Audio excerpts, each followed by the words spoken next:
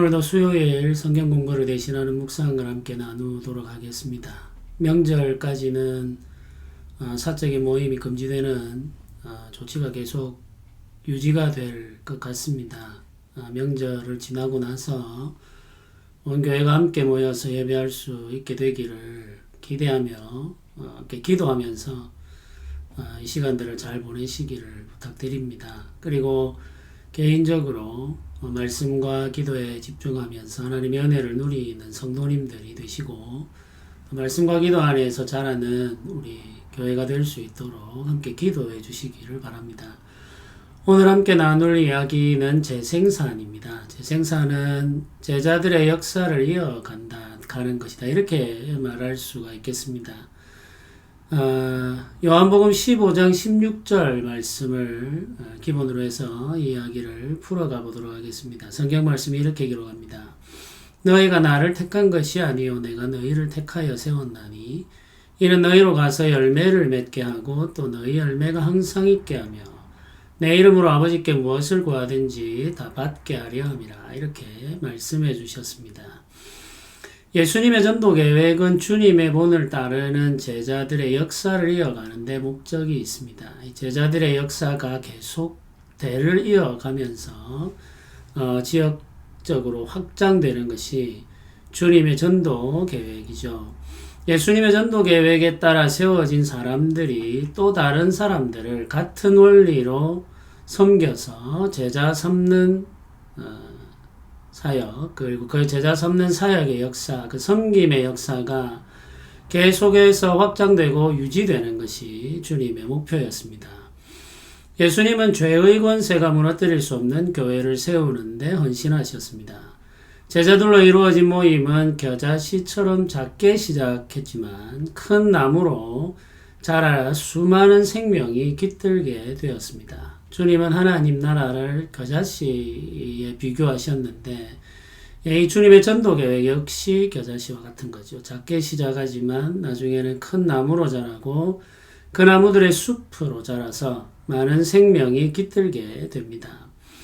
그러나 제자들의 역사가 대를 이어가며 확장되는 일은 쉽지가 않다는 것이 우리가 가지고 있는 어려움입니다. 이 일에 헌신한 사람들은 세상에서 박해를 받아야 하고 때로는 순교자가 되어야 했습니다. 물론 지금 우리 시대에는 이런 박해나 순교는 우리는 경험하지 않죠. 그러나 제자 사역, 주님이 가지고 있는 이 원리에 따른 사역을 하는 사람들은 또 다른 종류의 어려움을 경험하고 있습니다. 제자들의 역사 속에서 쫓기고 죽임당해 패배하는 것처럼 보이지만은 결국에는 승리하는 사람들이죠. 제자들은 성령 인도하시는 바를 따라 주님의 전도 계획을 수행하면서 십자가의 역사를 이어가며 복음의 승리를 경험했습니다. 겉으로 보기에는 패배하는 것 같으나 승리하는 자들이었죠. 부분적으로는 지고 있는 것 같으나 결과적으로는 이기는 싸움이었습니다. 예수님의 제자들은 주님의 전도 계획을 지속하기 위해서 예수님께서 가르쳐 주신 사역 원리를 따라야 했습니다. 이 원리를 따르는 것이 너무나도 중요하다는 이야기죠. 제자들의 역사를 이어가면서 시대가 변하고 상황이 변해서 교회에도 변화가 필요한 상황이 됩니다. 그러나 그럼에도 불구하고 이 사역의 원리는 끝까지 지켜냈습니다. 이 참된 교회가 이어온 역사라는 말이죠. 주님이 본을 보이신 사역 원리에 따라 제자 삼는 사역에 헌신하는 역사가 반복되면서 하나님 나라가 지금까지 확장되고 이어져 왔습니다. 재생산은 새로운 열매를 낳는 것입니다. 새로운 열매는 또 다른 나무로 자라죠. 열매에는 나무로 자랄 수 있는 모든 요소들이 다 들어 있습니다. 한 그루의 나무에 달려있는 열매들은 수많은 나무로 자랄 씨앗들이 들어있고 그 나무들은 또 다른 나무로 세상에 나타나 숲을 이루게 됩니다. 재생산은 본질의 변화 없이 이루어지는 확장을 의미합니다. 사과나무에 사과가 열리죠. 그 사과 속에는 사과나무가 될 수 있는 씨앗들이 있습니다.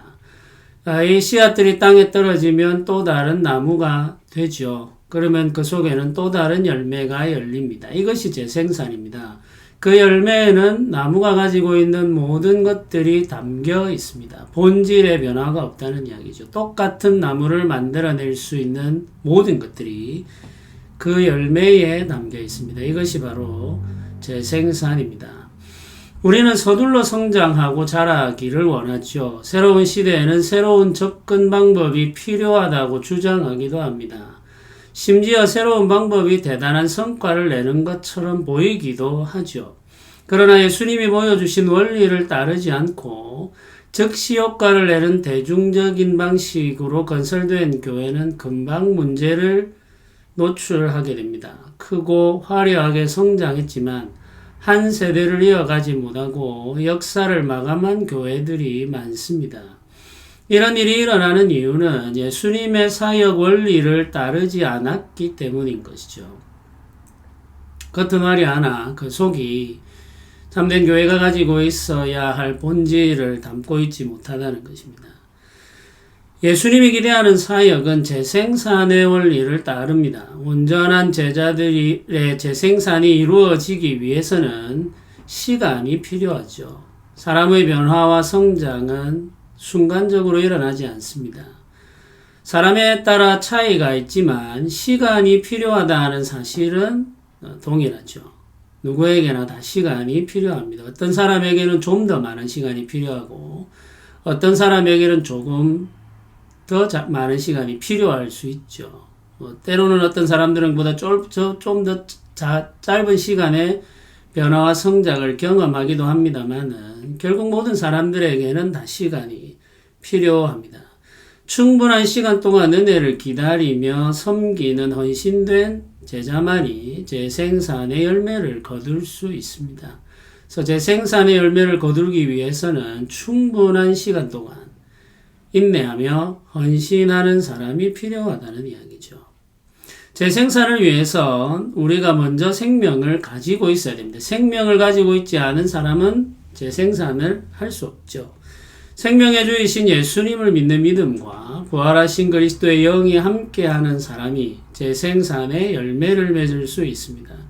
그러므로 주님의 전도 계획에 헌신하는 사람은 기도해야 합니다. 성령이 함께하는 사역은 기도를 통해서 이루어집니다. 골방에서 주의 은혜를 바라며 기도하는 사람에게 성령이 임하고 주의 영이 임한 사람이 재생산의 열매를 거두게 됩니다. 재생산을 기대하는 사역은 힘들고 어렵습니다. 쉽지 않다는 이야기죠. 그러나 확실한 열매가 약속되어 있습니다. 긴 시간 어렵고 힘든 일이지만 주의 은혜를 기대하며 헌신하는 사람들, 주님의 전도 계획을 완수하겠다는 확고한 신념을 가진 사람이 교회에 필요합니다. 오늘 우리 교회에 그리고 이 땅의 교회에 이런 사람들이 필요하다는 이야기죠. 주의 교회가 주님의 전도 계획을 완수하기 위해 헌신하는 사람들의 모임이 되기를 바라고 소망하면서 기도해야 되겠습니다. 그래서 재생산의 열매를 맺는 사람들의 모임, 이 재생산의 열매를 기대하고 소망하면서 헌신하는 사람들의 모임, 이 모임이 교회가 되어야 되죠. 우리 교회도 재생산의 열매를 거두는 사람들이 가득한 교회가 되기를 바라고 소망하며 기도합니다. 이 소망을 가지고 주님께서 우리에게 허락하신 시간 동안에 참고 견디고 인내하면서 긴 시간 동안 헌신하며 주의 은혜를 구하고 기도하는 헌신된 사역자들, 주님의 전도 계획에 헌신하여 재생산의 열매를 맺는 사람들이 많이 일어날 수 있기를 소망하면서 함께 기도 드리기를 원합니다. 잠시 기도하겠습니다. 은혜로우신 하나님 아버지 감사합니다. 주께서 우리와 함께 하시고 우리에게 은혜 내려 주시옵소서. 우리가 주의 부르심을 따라 살며 재생산의 열매를 맺기 원합니다. 주님의 사역 원리를 따라 살게 하여 주시옵소서. 말씀과 성령으로 우리를 지도하여 주시기를 원하며 헌신된 일꾼들을 주께서 일으켜 주시고 또 필요한 대로 주께서 보내어 주시기를 원합니다. 아버지 하나님 주의 교회를 도우시고 주의 교회가 말씀과 성령 안에서 자라며 강하여지게 하시고 온전하게 하여 주시기를 소원합니다. 감사드립니다. 예수님의 이름으로 기도드립니다. 아멘.